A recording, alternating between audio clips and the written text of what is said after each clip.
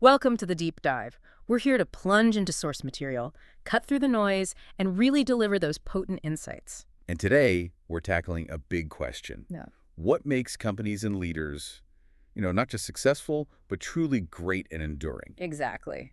And our source. It's Jim Collins's Beyond Entrepreneurship 2.0. Right. It's more than just an update to his 92 classic. It's significantly reworked. Almost half the content is new reflections from Collins looking back from 2020. So it's packed with research, real-world examples, decades of thinking on this. Absolutely. Decades. Our mission today, then, is to equip you with a framework. We'll look at how things like personal values, people decisions, strategy, and, well, just a relentless commitment to excellence, how they all combine. To create something exceptional, whether that's a company, an organization, or even something in your own life. Okay, let's dive in. Where do we start? We start with the human core, really, with the influence of a mentor, Bill Lazier. He was pivotal to the original book, and his wisdom always pointed beyond just the usual business metrics. Success was something deeper for him. I was really struck by his take on generosity. That story about the wine. Sending dozens of bottles, but framing it as them doing him a favor. Taking excess inventory off his hands. It's brilliant, isn't it? It really is. It shows such an artful way of giving, building connections without that awkwardness of, charity. Exactly. It shows how relationships thrive when both people feel they're getting more out of it. And it wasn't just about stuff. He believed fiercely in going all in on big dreams. The blank canvas versus the paint-by-numbers kit. Precisely. He lived it too. Resigned right before promotion to chase an entrepreneurial path, he chose that blank canvas. Wow. And that commitment ties into his trust wager, doesn't it? It does. Collins asked him if people ever abused his trust, and Lazier was just like, sure, it happens. But the upside of trusting first, he felt it massively outweighed the downside. He made that distinction, though, between incompetence and character. Crucial distinction. Incompetence you can work with. Lack of character. Deliberative use of trust. That's different. His trust wasn't naive. It acted almost like a magnet, pulling people up. Like a challenge to meet that trust. You got it. And it all feeds into building a meaningful life through relationships, not just transactions. That idea where both people in a great relationship feel they benefit more, that's powerful. And underpinning all of this, values. Always values. He loved the L.L. Bean case. Leon Bean saying he couldn't eat a fourth meal a day, so why maximize profit over values? It's such a great illustration. Money isn't the main scorecard. It's about building from that declaration of independence of values. And one last piece of Lazier wisdom. Find fun in it. Life's too short not to enjoy what you're doing. If it stops being fun, maybe rethink things. That really resonates. Okay, so those are some deep human lessons. But Collins, in his 2020 view, really hammers one principle home. First two. Yes. Get the right people on the bus before you figure out where to drive it. It's foundational. Why is that so central now? Because in a world that's constantly changing, constantly throwing curveballs, your people are your most adaptable asset. Think about Steve Jobs going back to Apple in '97. Yeah, the company was a mess. Total mess. No iPod, no iPhone, nothing. And Collins asked him, what did you build on? Jobs didn't talk tech. He talked about finding the right people already there, people with passion for the core idea of Apple. He got the who right first. Exactly. He said, great vision without great people is irrelevant. Think about that coming from a product visionary. It completely flips the usual script, doesn't it? And in today's world, this continuous series of not normal episodes, as Collins calls it, having the right people is basically your best strategy, your hedge against the unknown, like climbers rope together on a new route. Precisely. If the initial idea fails or something bigger comes along, the right people pivot. They adapt. They might even create something totally new. It makes superb people decisions the absolute most important skill. Okay, but that raises a tough one. Developing people versus replacing them. What if someone's good, but not great, in a key seat? The million-dollar question. It's a real tension. Yeah. A key factor is, are you losing other great people because you're tolerating mediocrity? The best want to play with the best, right? Makes sense. The values, will, or skills framework helps. Values mismatch. Clear decision. Replace them. Got the values and the fierce will to master the role. You can invest in skills. The hardest part is will. Can you ignite it? And it seems growth relies on that humility, that drive to get better. Exactly. Which leads to this really interesting point. Most great leaders aren't born that way. They grow into it. Often because they want to be worthy of the people they lead, not just be the leader. Yes. Think Ann Bakar at Telecare taking over at 29, or Katharine Graham at the Washington Post, finding her courage during Watergate. It's an evolution. It really is. Growing yourself first, Mm-hmm. which then ties into the next principle. Right. Leading your unit, not obsessing over your career path. The best leaders focus on their immediate team, on taking care of their people. Anne Mulcahy at Xerox is a perfect example. Didn't want to be CEO. Nope. But the board needed someone trusted, someone internal people would follow when the company was collapsing. She focused on saving the company and its people and pulled off this incredible turnaround. Incredible. And General Lloyd Austin III said something similar. Stopped focusing on his own career, decided to take care of my people, and his conclusion. They would not let me fail. Powerful stuff. It really is. That loyalty, that commitment, it flows from putting people first. Which brings us to this idea of people machine, like Lemon, Tellez, and Psychopera building in Bev. Yeah, their obsession was finding and growing great people, giving them big challenges, and trusting them. Their whole strategy was basically dream people culture. And what's fascinating is that it's not always just about the money, is it? Not at all. Look at the Cleveland Clinic. Top doctors go there to work with other top doctors, driven by purpose, what's best for the patient, not just huge paychecks. Or elite military units. Exactly. Navy SEALs aren't motivated by bonuses. It's that intense mutual commitment. Doing insane things because your teammates depend on you. It's about that shared purpose. That's a huge insight, and it shows how leadership style has this massive multiplier effect. Oh, absolutely. A bad leader, maybe somebody who preaches respect but doesn't trust, is indecisive. They act like a heavy, wet blanket, stifling everything. Whereas an effective leader style ripples outwards positively. Right. And while styles vary, the common thread is authenticity. You have to embody the culture you want. Sam Walton's frugality, Yvonne Chouinard's environmentalism. You can't fake it, like those Fortune Systems execs with their fancy separate suite while preaching equality. Totally undermines everything. And the best leaders consistently put the cause, the company, the purpose above their own ego. George C. Marshall giving up command of D-Day. Or Steve Jobs 2.0, focusing on making Apple last beyond him. That evolution, yeah. Okay, shifting to decisions. A key theme is action over analysis paralysis. Knowing when enough analysis is enough, David Starr Jordan. Say yes or no at once and take my chances. And developing that intuition, that finely tuned sense for what feels right. The book suggests trying a decision on for 24 hours internally. See if it brings relief or unease, but watch out for fear disguising itself as intuition. That's the tricky part. Fear can push you to just placate the fear, not solve the real issue. And involving others is key too, right? Cultivating debate. Definitely. Get those different perspectives out there. Kennedy, during the Cuban Missile Crisis, deliberately stepping back sometimes to let arguments play out. But once the decision's made, Then unify. A great team rallies behind the decision, even if they argued against it. That's level 5 leadership and teamwork. sometimes, though, you just have to decide fast. Ben Sliney at the FAA on 9/11. Incredible example. Minutes to grasp the situation and make that unprecedented call to ground everything. 4,556 flights landed safely. Rapid decision, flawless execution. Amazing. So beyond decisions, let's talk focus. Drucker's principle. Do first things first and second things not at all. So powerful. Like the Marines, one shot at a time in chaos. Laser focus. And it's about managing time, not just work, because work is infinite. Right. At GT's insight, work expands to fill the time. Marriott's advice to work fewer hours actually forces prioritization. Counterintuitive, but it makes sense. And that focus includes the personal touch, too. Hugely important. Building real relationships, not just sending memos.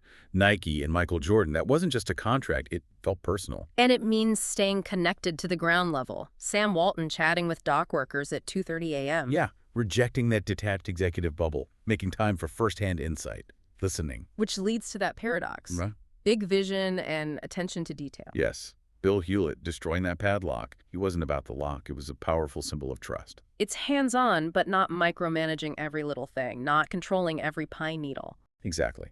It's about shifting altitudes seamlessly, like George Rathman or Kevin Sherr at Amgen, moving from 30,000-foot strategy to 30-foot tactical details, like how a boardroom table affects interaction. Being connected without getting bogged down. Okay, let's move into vision. How crucial is that? Essential. Absolutely essential for enduring greatness. T.J. Watson Jr. at IBM said vision, more than anything else, provides resiliency. Profit is necessary, sure, but it doesn't inspire greatness. Vision does. It's the soul. And this isn't new. IBM, J&J, with its Credo, McKinsey, HP, they defined their visions early. While they were still small, many of them, which highlights the danger of not having one.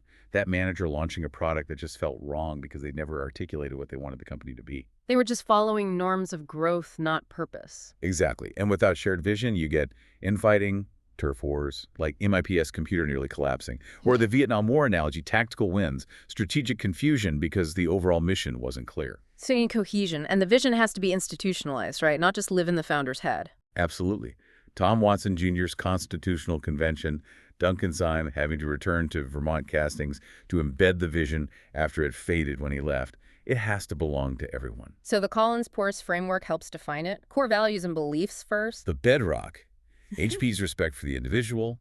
Merck serve the patient. Enduring principles. Then purpose the why you exist, the 100-year reason. Like Merck's preserving and improving human life. And finally, mission the BHAG, the big, hairy, audacious goal. Right. And that idea of purpose beyond profit. Collins stresses it's not new, it's just rare and exquisite. The truly great builders were always driven by more than just money. Purpose is the guiding star. The mission is the specific mountain you're climbing now. Let's talk BHAGs then. Clear, compelling, risky, but believable. Exactly. Less than 100% chance, but you feel you can do it. Nike's crush Reebok, Honda's we will crush Yamaha. Using a common enemy can be really motivating. Or using role models, the IBM of real estate. Yeah, setting your sights on an admired benchmark. But there's a danger, the we've arrived syndrome. Complacency sets in after you hit the goal. Like the WWII allies falling apart after victory was certain. Or Gan Carlson at SAS feeling flat. Is that all there is after achieving their mission? You need that next objective. Even fancy new buildings can signal a dangerous arrival. But the best companies, like DPR Construction, avoid it. They hit one massive BHAG. And immediately set an even bigger one. To be admired across all industries, always moving forward, ever forward. That's the antidote. Okay, so vision sets the direction. Strategy is how you get there. Exactly. It's the methodology. Descends directly from vision. Clear, thoughtful, but adaptable. Not some rigid, thick binder. And the absolute core of good strategy, confronting reality. Yes, seeing things as they are, not as you wish they were. The brutal facts. Ignoring reality, like leaders did for WWII regarding German rearmament, invites disaster. Or managers afraid to tell superiors about problems. Gotta face the facts. And great companies focus their bets, right? Concentration of force. They make a few highly concentrated big bets at key moments. Nucor on mini mills, Microsoft on Windows, Disney on animation and theme parks. Not scattering resources. But they don't just gamble blindly. It's fire bullets, then cannonballs. Crucial principle. Test small first fire bullets. Get empirical proof. Calibrate your aim. Then commit big resources, fire the cannonball. Intel and Moore's Law is a classic example. Disciplined testing before the huge bets. And in this crazy world, you also need productive paranoia. Protecting your flanks. Building buffers, high cash reserves, redundancies, keeping those 25 squadrons ready, as Collins puts it, to absorb shocks. It's a disciplined habit for survival. Now growth. It's not always about speed, is it? Bill Hewlett's warning. Don't grow too fast. You lose your values. Rapid growth can hide problems, strain systems, dilute culture, breed arrogance, like at Osborne Computer. Slow growth can actually be better sometimes. Like that bank example, great results, low turnover, strong culture. It shows how you grow matters just as much as how much. Which leads back to focus. Do what you do best. Don't be an also-ran. In deciding whether to go public, it's a choice. Private firms like LL Bean have more freedom. Right. LL Bean taking millions off the bottom line for service. Try doing that easily as a public company focused on quarterly earnings. VC funding usually implies aiming for a public exit, though. And being first isn't always best. You want to be first and best. Exactly. Ford innovated, but then didn't keep up with what customers wanted in the 20s. Lost the lead. Strategy gets you started, but you have to keep executing, keep innovating. Which brings us nicely to innovation and tactical excellence. So innovative companies, they don't necessarily have more ideas. It seems not. They're just more receptive to ideas from everywhere. Customers, outsiders, employees. Think of Xerox finally happening after 20 rejections for Chester Carlson's idea. The receptivity was key. And a lot of breakthroughs are idea push, not market pull. Yeah, things like Post-it notes, the radio, the microwave. Market research often misses the boat because customers don't know they want something until they see it. The drive comes from the inventor's curiosity or problem. And a great source of ideas is simply being the customer. Solve your own problems. Like Patagonia making gear they use. Or Jobs and Wozniak building a computer because they couldn't afford one. If you need it, chances are others do too, the woodwork factor. People emerge who share that need. And embracing experimentation means embracing mistakes. You have to. Vinod Khosla expected only 10–20% success. Apple's Lisa was a failure, but it paved the way for the Macintosh. The key is learning from good mistakes, the ones made with honest effort and diligence. To foster all this, you need autonomy, decentralization, Patagonia's popcorn popper. Let ideas pop up everywhere. Resist that creeping vine of bureaucracy. It's messy, sure, but that fire of personal ownership is incredibly powerful. And rewards matter, but not just money. Right. Patagonia's catalog became recognition. FedEx guaranteeing daily pay let motivated workers finish early. It aligns incentives. Okay, let's hit a couple of those creativity techniques. Encourage, don't nitpick. Avoid being the wet blanket. So important, which leads right into be not judgmental. Fear of criticism is the biggest creativity killer. Creating that psychological safety is huge. It sounds simple, but it must be incredibly hard to truly foster that environment. It requires real discipline from leaders. Suspend judgment. Truly listen. Celebrate curiosity, which is another technique. Stimulate curiosity. Always ask why. What did you learn? And sometimes you need to create necessity. Limit resources or set crazy targets. Yeah. Pressure can spark innovation, like Motorola needing to slash $30 off a product cost. It forces new thinking. But all this great innovation is useless without Tactical excellence. Execution. Jim Gentes at Giro. Believe in creativity, yes, but also in getting the helmets right. great concept plus poor execution equal death. Sam Walton just did it better. Exactly. And that's where things like deadlines come in. They drive progress, but only if they represent real commitments to top quality work. On time. No excuses. That contractor example, shifting ownership of the deadline. In a disciplined culture, you just don't miss. This is that S-MACKey mindset. Specific, methodical, consistent. Like the marine mechanic counting tools amidst chaos. It's not just checklists. It's understanding the why behind procedures so you can improve them, not just follow blindly. That's where after-action reviews are gold. Learn and adapt systematically. And it's about the environment for excellence, not just demanding it. Deming's point about the system being management's responsibility. Right. Why did L.L. Bean fix 30-year-old boots? Because people cared. They felt responsibility to the customer and each other. Like soldiers doing heroic things because comrades depend on them. Everyone needs to know why their job matters. Setting high expectations matters too, like the pilot managing expectations about arrival times. Or that 100-0 BHAG tactic, aiming for 100% success with 0 misses on something critical. It builds focus and team spirit. Uncompromising standards. And this all needs reinforcement through enculturation and training, embedding values early. Continuously. Founders writing company histories. Leaders meeting every new hire, like Jim Miller did. Training that emphasizes values over just techniques. And finally, appreciation, showing genuine appreciation for good work. Yes. Informal praise, awards, financial rewards, used to show personal appreciation, not just as mechanical compensation. Great coaches understood this. Believing in people, like Jim Burke did, makes them not want to let you down. So at the end of the day, the secret isn't that secret, is it? Not really. As Fred Smith said, it comes down to respect. Respect for customers, yourself, relationships, and especially your people. Like Jaime Escalante demanding excellence from his students because he respected them. That's the foundation. Wow. So we've covered a lot. From people and values through leadership, vision, strategy, innovation, right down to relentless execution. It's clearly not just one thing. No, it's a powerful combination. A set of disciplines, really, that build on each other to create that enduring greatness. So as we wrap up, a final thought for you, the listener. Thinking about your own world, personal or professional, what 25 squadrons, what buffers and reserves are you building right now for the unexpected? And perhaps more profoundly, how can you foster an environment, like the great leaders we talked about, where people are so committed to each other and the mission that they simply refuse to let each other fail? That's definitely something to dive deep into.